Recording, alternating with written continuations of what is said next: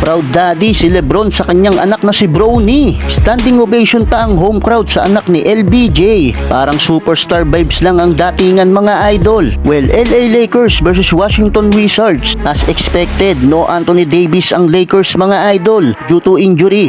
Well, activated agad si Lolo Bron sa opening frame para bumuwat sa opensa. No Anthony Davis, kaya kailangan mag-step up ng mga role player nila para tulungan si Lebron sa pagbuwat mga idol. Rui Hachimura and Austin Reeves, back-to-back shooting. Bumitaw pa ng logo 3-pointer si Lebron. 11 points in total na si Lebron. Lakers up by 13 points, 42-29 end of first quarter. Well, solid ang ikot ng bola ng Lakers sa first half.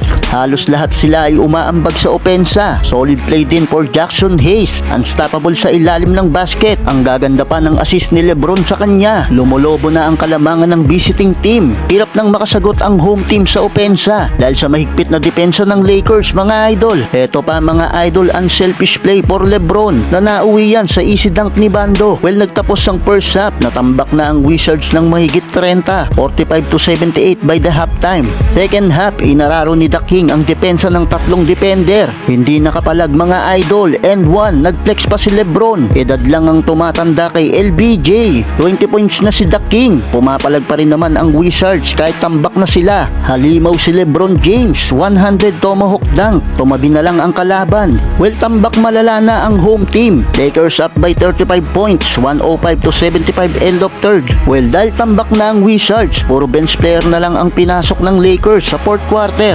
Hiyawan pa ang home crowd nang ipasok na itong si Bronny James Jr. Maganda ang depensa ni Bronny. Medyo pressure lang talaga ang batang ito pag siya ang may hawak ng bola. Half minute marks, may muntik pang magpang-abot mga idol. Buti na lang ay naawat din agad. Well, gandang full court pass ni Bronny sa kapwa rookie na si Dalton Knecht. Kulang sa kumpiyansa itong anak ni Lebron. Kinakabahan sa tuwing bibitaw ng bola sa tres mga idol. Pero wag ka, under 3 minutes ng last quarter. Bronny James Jr. attacking the rim and one. Sigawan ang home crowd. Proud daddy si Lebron James. Napapangiti pa mga idol. Well, sa huli panalo ang Lakers sa isang blowout game. Final score 134-96.